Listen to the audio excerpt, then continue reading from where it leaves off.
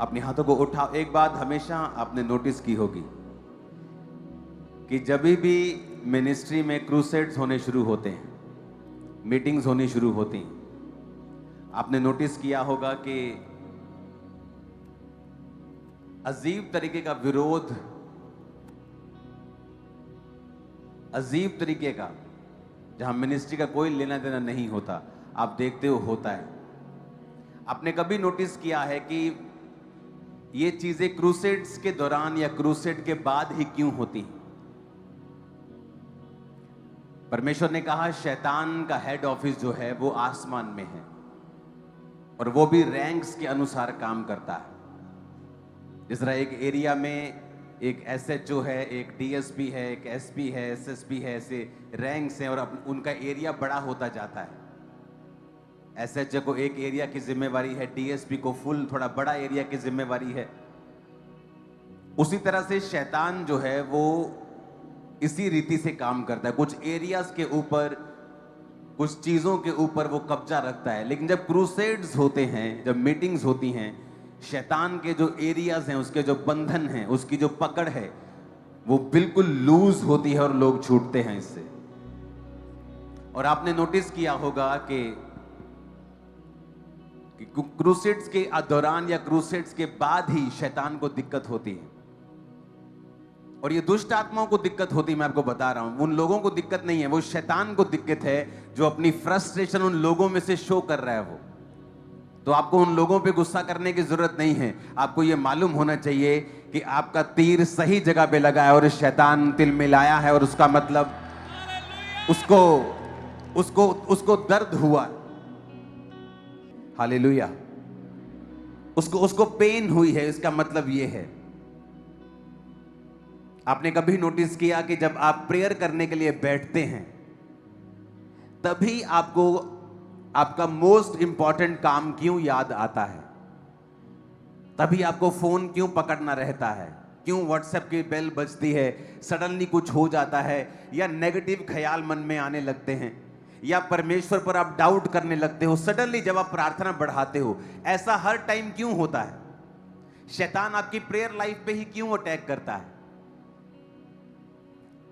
जहां जहां शैतान अटैक कर रहा है और जब जब कर रहा है, इसका मतलब वहां उसको दिक्कत हो रही है, वहां उसको मुश्किल हो रही है, वहां उसको आग और फायर वो महसूस हो रही है और शैतान जानता है कि उसका राज्य खत्म हो रहा है। इसीलिए जब आप प्रेयर करने के लिए बैठते हैं, आप फील करते हैं कि ये कुछ है अलग। बहुत सी फैमिलीज, जब मैं मिनिस्ट्री में आया तो मुझसे कंप्लेंट करती थी कि जब हम प्रार्थना ज्यादा करते हैं हम पे अटैक होने लगते हैं। मैंने उनको बताया कि अगर अटैक होने लगते हैं इसका मतलब शैतान के ऊपर आपकी प्रार्थनाओं का असर हो रहा है और वो अटैक करके आपको स्टॉप करना चाहता है कि आप यहीं पे रुक जाएं, क्योंकि नहीं तो आप सदा के लिए डिलीवर हो जाएंगे अपने परिवार समेत। अपने हाथों को उठाओ। आप नोटिस करेंगे जब भी क्रूसेड होता है या हो चुका होता है, उसके बाद सडनली मशरूम की तरह लोग उठने लगते हैं और विरोध करने लगते हैं, अलग अलग रीति से। और इसमें रीजन यही होता है कि शैतान को यह दिक्कत होती है। उसे पता है कि क्रूसेड्स के ऊपर, इन मीटिंग्स के ऊपर कितने लाखों लोग वचन सुनते हैं और बचाए जाते हैं, और उसका उस जगह के ऊपर से पकड़ जो है शैतान की वो खत्म होती है। हालेलुया। हमें इसका स्पिरिचुअल एंगल देखना होगा कि शैतान इन्हीं दिनों के बाद उसे दिक्कत क्यों होती है। अपने हाथों को उठाओ। इस थर्सडे आपको मुझे कहां मिलना है?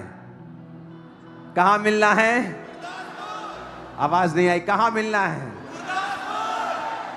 वहीं थर्सडे नाइट।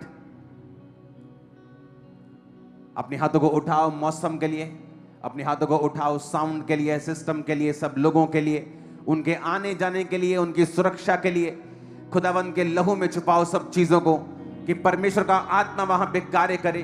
भारी उपस्थिति परमेश्वर की वहां पे हो, उसकी प्रेजेंस वहां पे हो, हीलिंग और डिलीवरेंस के साथ परमेश्वर का हाथ वहां पे हो, अजीब और अचंभे मिरेकल्स वहां पे हो।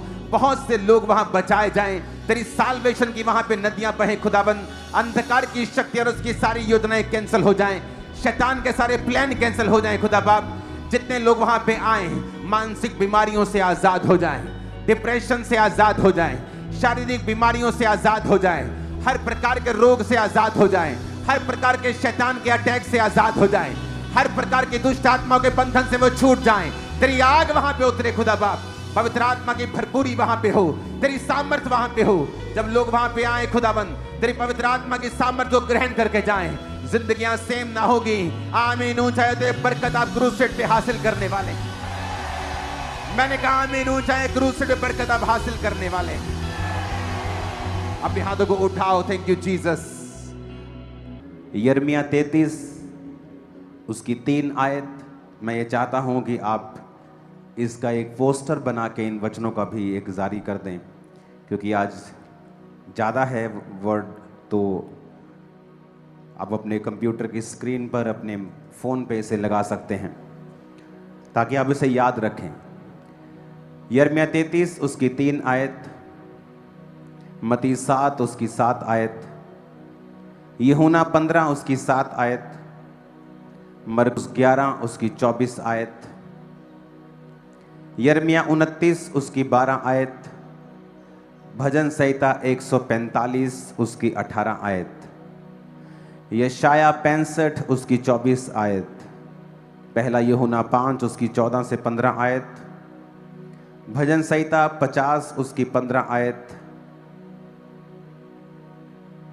भजन संहिता 34 उसकी 17 आयत, याकूब 5 उसकी 15, दूसरा इतिहास 7 उसकी 14, पहला यूहन्ना 1 उसकी 9, याकूब 1 उसकी 5, नीति वचन 3 उसकी 6 आयत, फिलिप्पियों 4 उसकी 6 से 7 आयत, पहला पत्रस 5 उसकी 7 आयत, भजन संहिता 55 उसकी 22 आयत।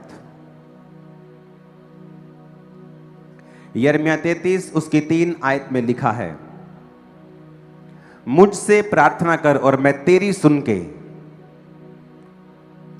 तुझे बड़ी बड़ी और कठिन बातें बताऊंगा जिन्हें तू अभी नहीं समझता। मैं 3 गिनूंगा, आप सब लोग इस आयत को हम इकट्ठा पढ़ेंगे। 1 2 3। मुझसे प्रार्थना कर और मैं तेरी सुनकर तुझे बड़ी बड़ी और कठिन बातें बताऊंगा जिन्हें तू अभी नहीं समझता। भजन संहिता 50 उसकी 15 आयत को हम पढ़ेंगे। और संकट के दिन मुझे पुकार, मैं तुझे छुड़ाऊंगा और तू मेरी महिमा करने पाएगा। भजन संहिता 34 उसकी 17 आयत में लिखा है, धर्मी दुहाई देते हैं और यहोवा सुनता है और उनको सब विपत्तियों से छुड़ाता है। यिर्मयाह 33 उसकी 3 आयत को फिर से हम देखेंगे स्क्रीन के ऊपर। मुझसे प्रार्थना कर, किससे प्रार्थना करनी है? एक रियल पास्टर आपको परमेश्वर की ओर लगाना चाहेगा, वो आपका हेल्पर होगा कि आप डायरेक्ट परमेश्वर को पुकारने वाले बन जाएं और आप परमेश्वर की समझ रखने वाले बन जाएं। वो नहीं चाहेगा कि आप एक बाबे की तरह उसके पास आएं, कि आपको हर वक्त अपने जीवन में छुटकारे के लिए बाबा की जरूरत पड़े। एक जीवित चर्च ये चाहेगी कि आप लोग खुद परमेश्वर को पुकारें और आप लोग खुद इतने अलर्ट हों और इतने जानकार हों वर्ड के कि आप खुद परमेश्वर के वचन को जानते हों कि बाइबल में परमेश्वर के वचन में क्या लिखा है, और हम ये जानते हैं उसका वचन असली है क्योंकि परमेश्वर असली है।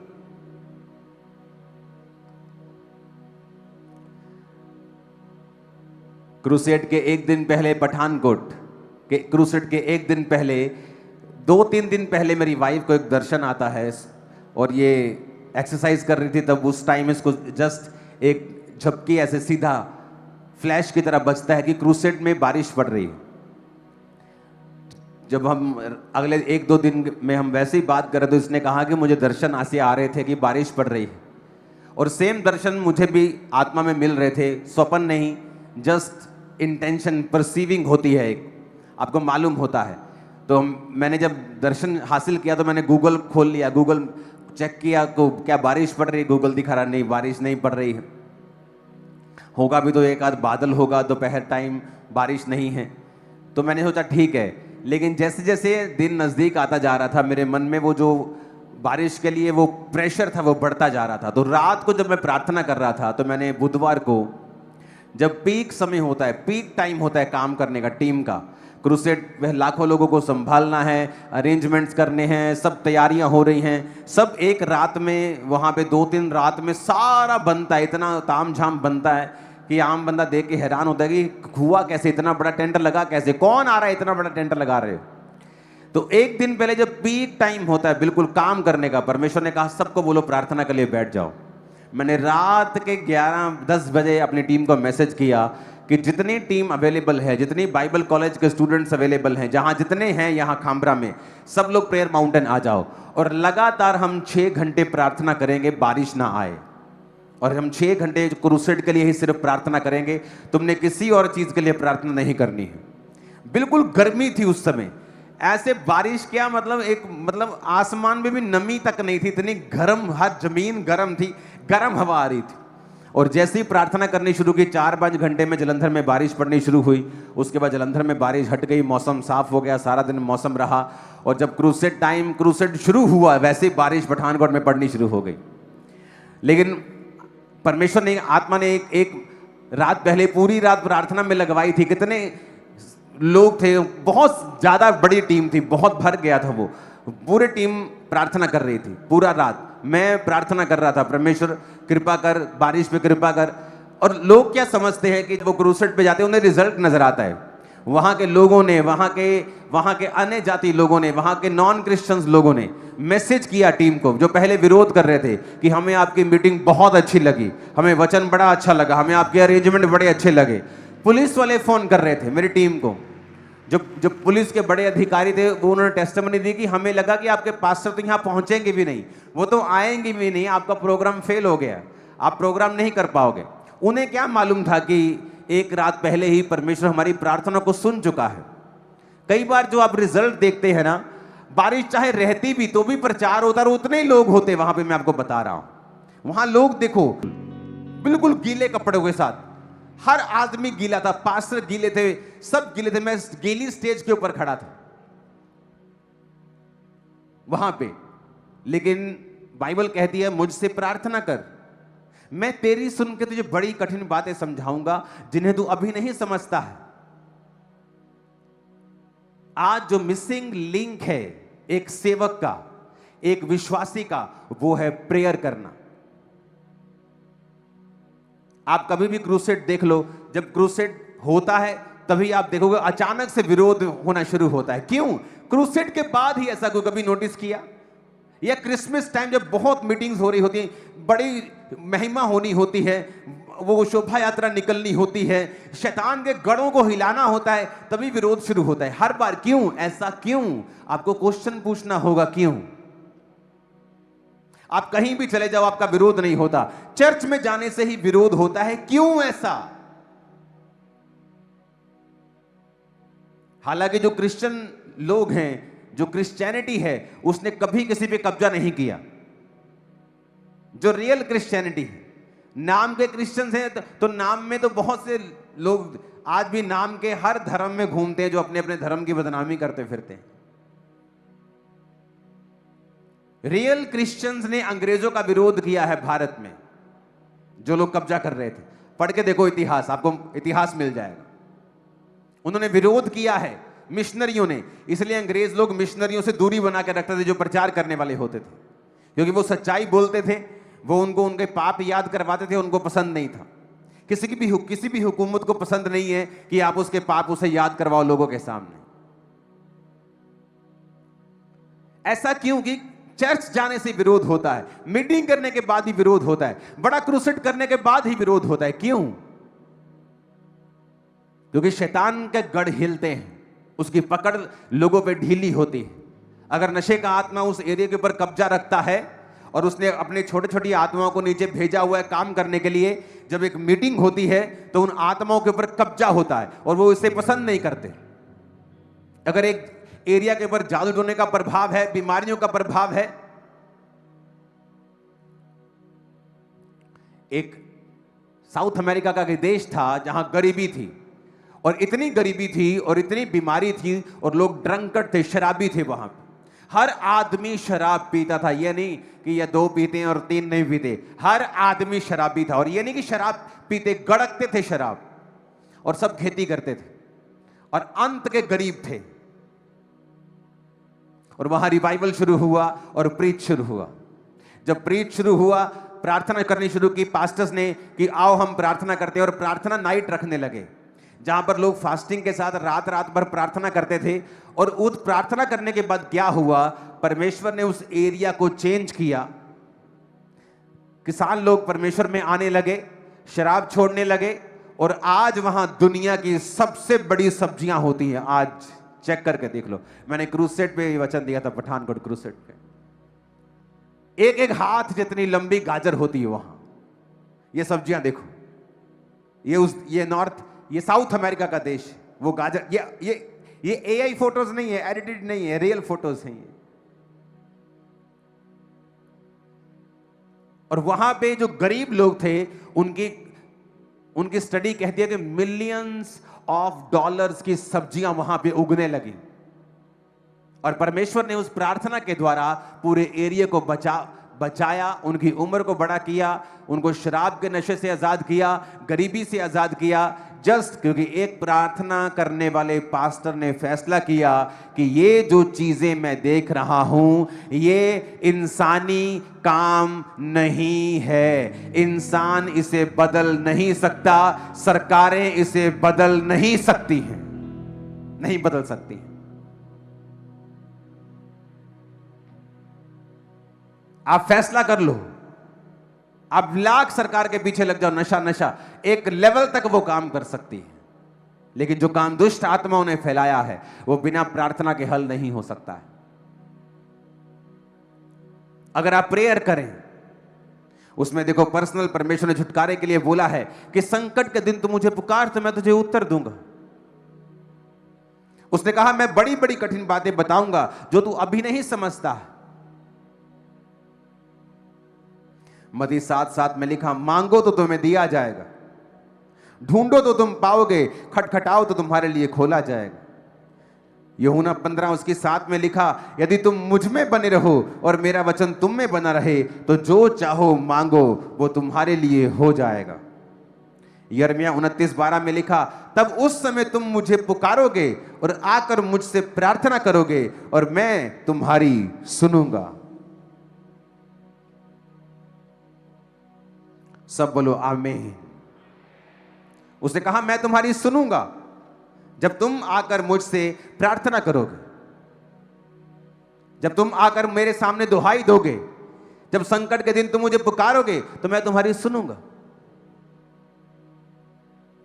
आपने कभी नोटिस किया जब आप प्रार्थना करने के लिए बैठते हैं, दुनिया के सारे नेगेटिव ख्याल आपके मन में आते हैं, शक आने शुरू होता है, डाउट होना शुरू होता है, गुस्सा आना शुरू होता है, काम याद आता है, फोन याद आता है, सडनली लड़ाई हो जाती है कुछ, ताकि आपकी प्रेयर लाइफ को इफेक्ट किया जा सके। क्योंकि प्रेयर आपका एक वेपन है, प्रेयर एक हथियार है। शैतान जानता है कि प्रार्थना करने से देश बदल जाते हैं, परिवार बदल जाते हैं, सिचुएशंस बदल जाती हैं, जिंदगियां बदल जाती हैं, हीलिंग हो जाती है, उससे सब पता है। आप प्रेयर करने के लिए बैठेंगे, वो आपके साथ फाइट करेगा। प्रार्थना करने से पहले आपकी लड़ाई हो जाएगी घर में, प्रार्थना करने से पहले आपका फोन में आप बिजी हो जाओगे, अब आपकी बेस्ट पिक्चर लग जाएगी, आप पिक्चर देखने लग जाओगे, आप बोलोगे ओहो थोड़ा चल कोई नहीं 2 घंटे देख के फिर मैं प्रार्थना करता हूं। 2 घंटे के बाद जब प्रार्थना करने के लिए बैठेंगे आप थक चुके होंगे, आप बोलेंगे चलो अब नींद आ रही मैं सोता हूं, अब मैं सुबह उठ के प्रार्थना करता हूं। जैसे आप सुबह उठेंगे आप लेट उठेंगे, आप बोलेंगे चल मैं रात। शैतान आपके सिंगल डे से फाइट करता है, सिंगल डे। वो आपसे रोज फाइट करता है कि आज का दिन मैं निकालूंगा। रोज की रोटी प्रभु कहता है ना मुझे रोज दे, वो कहता है आज पे कॉन्सेंट्रेट कर। डेविल बिगेस्ट कॉपी करने वाला है परमेश्वर की। अगर आप बड़ी चीजें पढ़ेंगे दुनिया में, मैं उनका नाम नहीं लूंगा, बाइबल से कितनी चीजें कॉपी की हैं उन्होंने, क्योंकि डेविल जो है उसका अपना कुछ नहीं है, हर चीज कॉपी की हुई है उसने परमेश्वर की। जो फेक लोग उठते हैं, परमेश्वर में सेवक लोग उठते हैं, वो भी क्या करते हैं, जेन्युइन लोगों की कॉपी करना शुरू करते हैं। उन्हें पता है कॉपी करेंगे, जितना ये कामयाब है, अगर हम 10% भी कामयाब हो गए तो हम दुनिया में कामयाब कहलाएंगे। कॉपी करते हैं। शैतान हमेशा कॉपी करता है। उसे पता है कि परमेश्वर रोज पे काम करता है, मैं भी रोज पे काम करूंगा। आज इसका दिन खत्म करना है। नहीं आज छुट्टी, आज नहीं प्रेयर करनी। नहीं आज घूमने जाना है, चलो प्रेयर खत्म। नहीं आज शादी थी तब प्रेयर खत्म। आज नींद आ रही है तब प्रेयर खत्म। आज ज्यादा काम कर लिया तब प्रेयर खत्म। वो आपसे रोज फाइट करता है, क्योंकि प्रेयर आपकी डेस्टिनी, आपकी मंजिल के करीब आपको लेके जाती है। आपकी विश नहीं लेके जाती।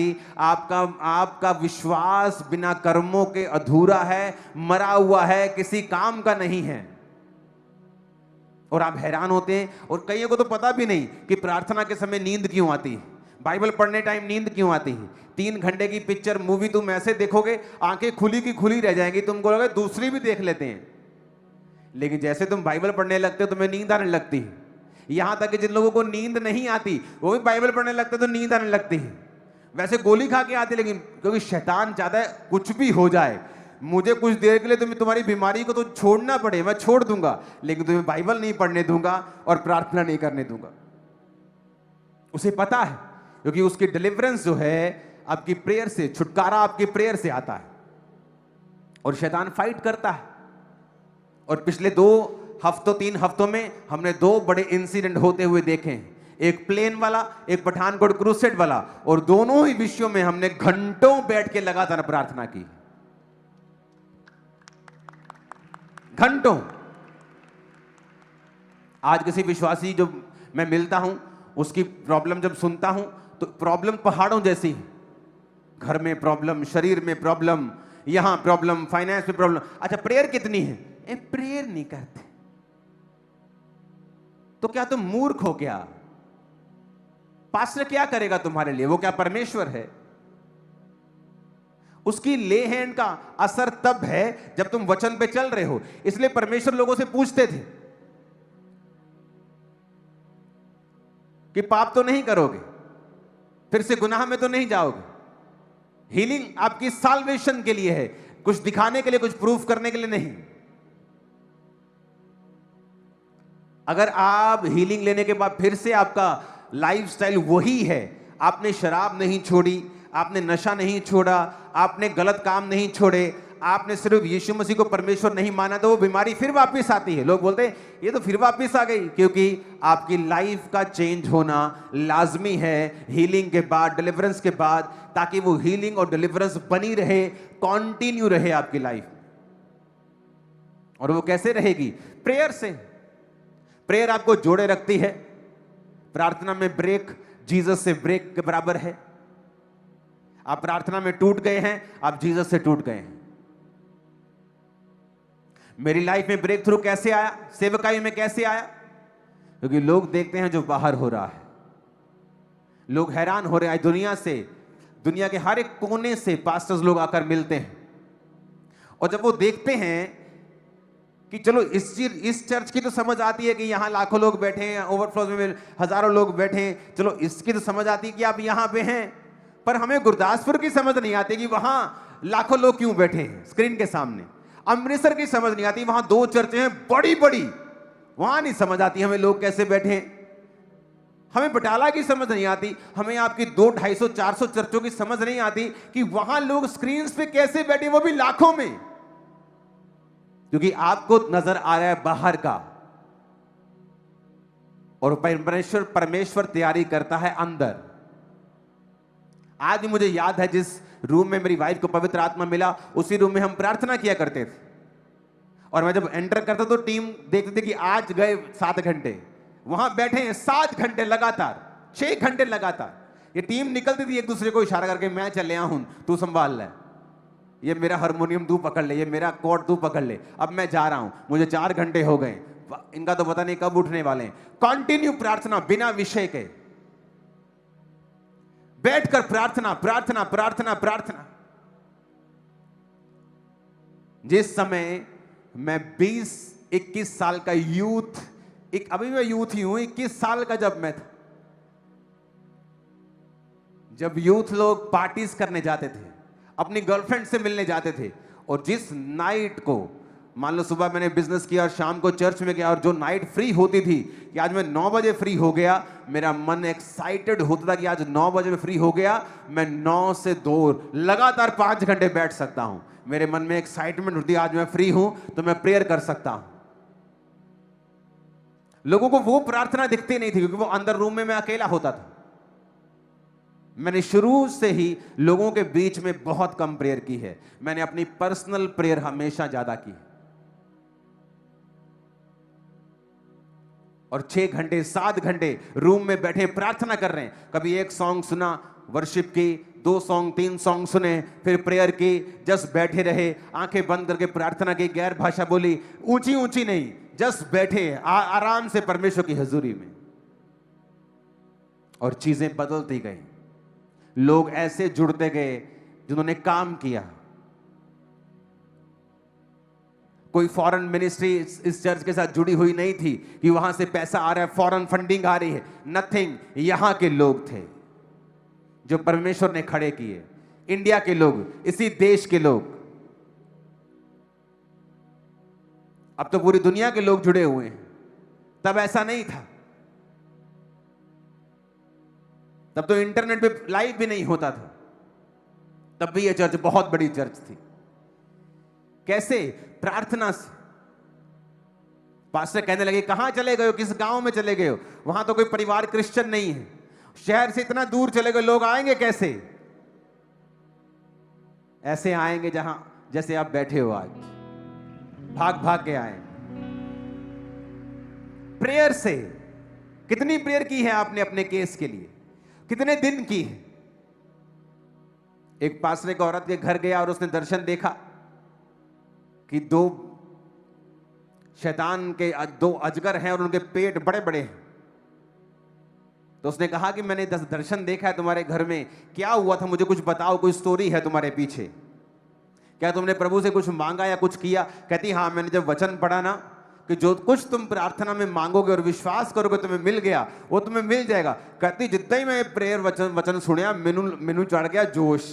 कहती मैं घर गई, मैं लाइव है घुटने की प्रार्थना, कहती मैं लगातार प्रेयर की, मैं 4 घंटे।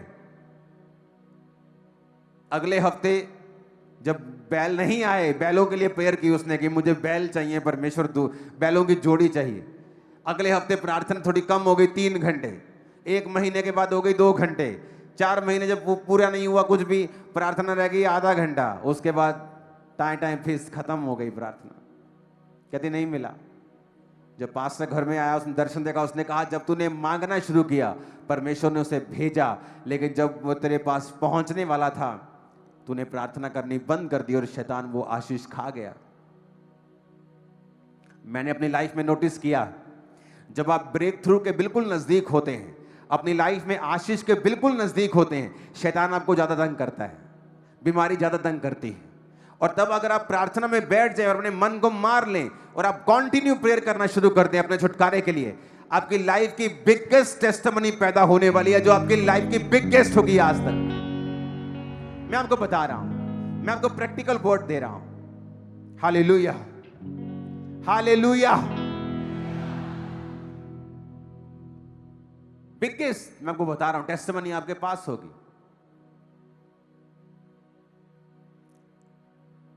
आदमियों को वो भरमा के रखता है, तुझे प्रार्थना की जरूरत नहीं, तेरी औरत प्रार्थना कर रही है घर में, कोई शक नहीं, इसलिए तुम संघर्ष कर रहे हो। आदमी को हेड चुना गया है तो हेड को अगुवाई करना है, और ऐसा अगुवा जिसकी प्रेयर 0 है वो अगुवाई नहीं कर सकता परमेश्वर की ओर से।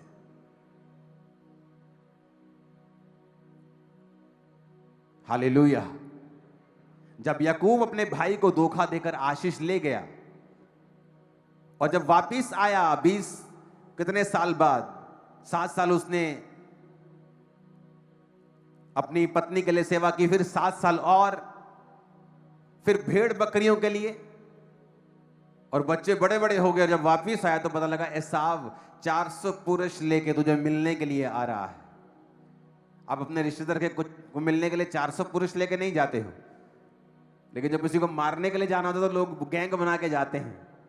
तो वो गैंग बना के आ रहा था क्योंकि वो खत्म करना चाहता था अपने भाई से बदला लेके। वो सालों पुराना हिसाब चुकता करना चाहता, 2 दशकों पुराना हिसाब है, चुकता करेंगे।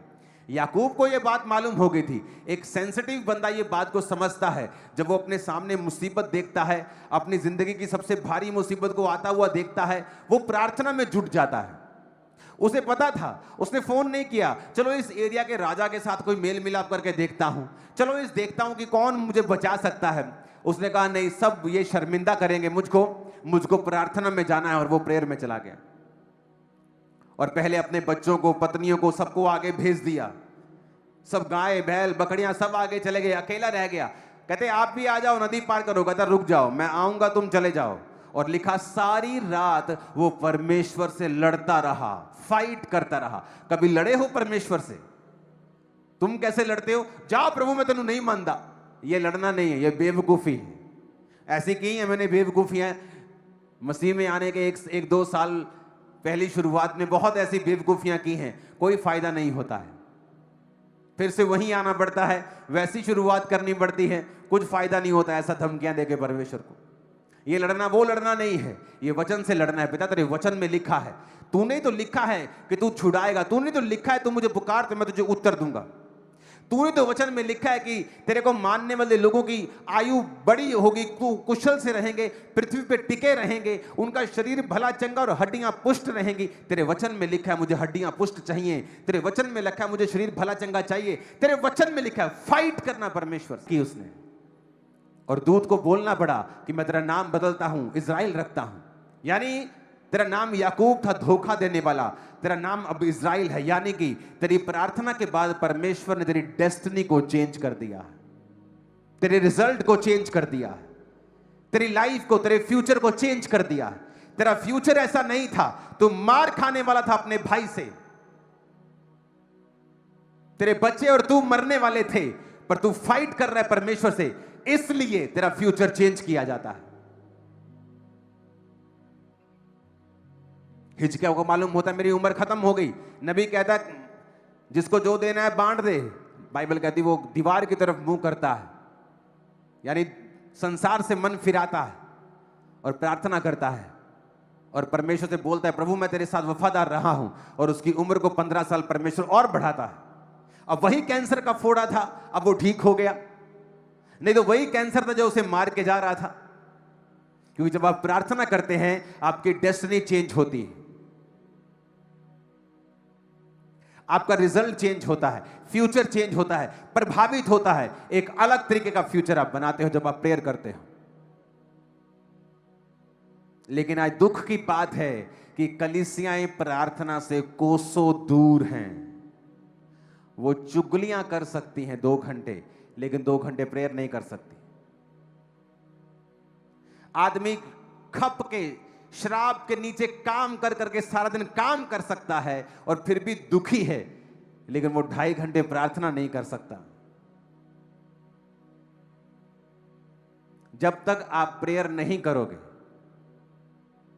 तब तक आप ये मैसेज दोगे परमेश्वर को कि मुझे तेरी इंटरवेंशन की, तेरी मध्यस्थता की, तेरी दखल की जरूरत नहीं है, मैं आई एम फाइन। क्योंकि प्रेयर एक इनविटेशन है कि खुदा मेरी जिंदगी में काम कर, मेरी सेवकाई में काम कर, मेरे परिवार में काम कर। जब तक आप उसे प्रेयर नहीं करेंगे आप उसे इनविटेशन नहीं दे रहे हो। और कोई गैरतमंद आदमी आपके फंक्शन पे बिना इनविटेशन के नहीं आता है। हालेलुया। वो इनवाइट करते हैं, अब वो आता है। कोई खरबों में एक इंसिडेंट होता है ऐसा कि आप चले जाएं। आप जब परमेश्वर से प्रार्थना करते हैं आप उसको इनवाइट कर रहे हैं कि आप मेरे जीवन में काम करें, मेरे परिवार पे काम करें, मेरी सेवकाई पे काम करें। और अगर आपको यह पता है कि आपकी लाइफ का हल परमेश्वर ही कर सकता है, तो फिर आपकी प्रेयर लाइफ कहां है? प्रार्थना करने के समय ही आपको अलग अलग तरह के अटैक्स क्यों आते हैं? क्यों शैतान दुखी होता है? क्यों वो आलस डालता है? क्यों वो आपको प्रार्थना करने से ही क्यों रोकता है? क्योंकि वही एकमात्र इलाज है, आपके छुटकारे की एकमात्र सीढ़ी है प्रेयर। ऊंची आवाज में कहो हालेलुया।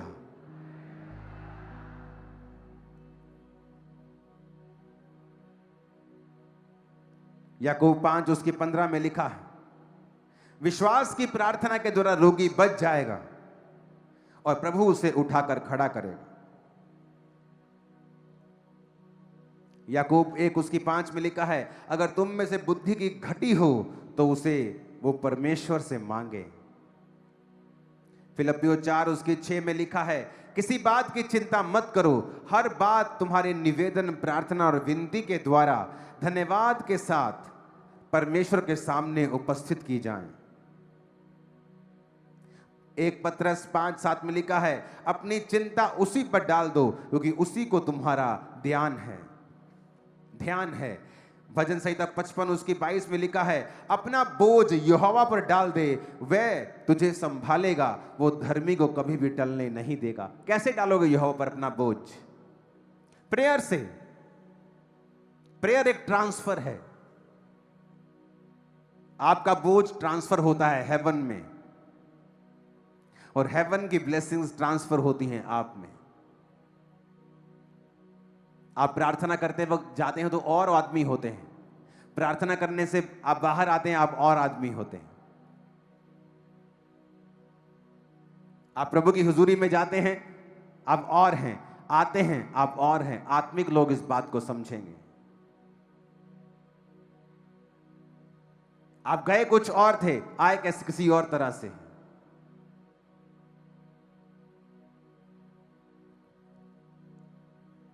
ऊंची आवाज में कहो हालेलुया। प्रार्थना पहाड़ की प्रार्थनाओं से कितने लोग जुड़ते हैं? हाथों को हिलाओ जरा। आधे लोग हैं? नहीं, आधे से ज्यादा है। ओके, 80% लोग हैं। और आपको जुड़ना चाहिए लोगों को, ताकि कुछ घंटे आपके वो निकल जाए, 1-1.5 घंटा, उसके बाद 1-1.5 घंटा आप पर्सनल प्रेयर करें, बाइबल पढ़ें, आपकी प्रेयर लाइफ पूरी कंप्लीट है। अपने पड़ोसी को बोलो, जब तू प्रार्थना करता है हेवन ट्रांसफर करता है।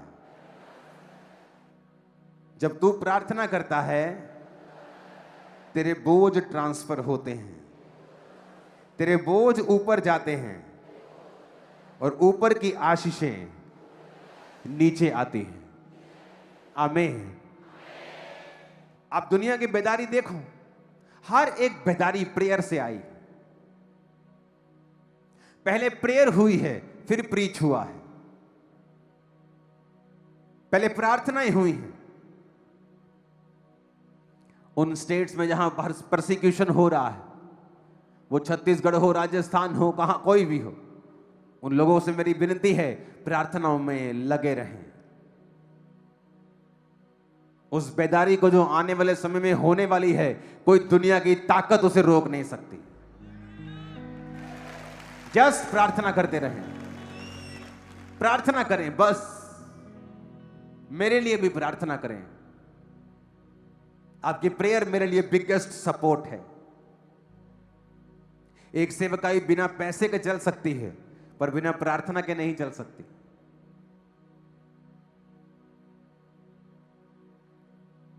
हमारी प्रार्थना जब पहले नंबर पे होगी और बोना दूसरे नंबर पे होगा, तब वो बैलेंस चर्च होगी। अगर हमारी प्रेयर लाइफ फर्स्ट नंबर होगी, हमें मालूम होगा बैठकर अपने पास्टर के लिए प्रार्थना करनी है, वो किन चीजों से होकर गुजरते हैं, आपको उसका 1% भी अंदाजा नहीं, 1% भी आपको पता नहीं है।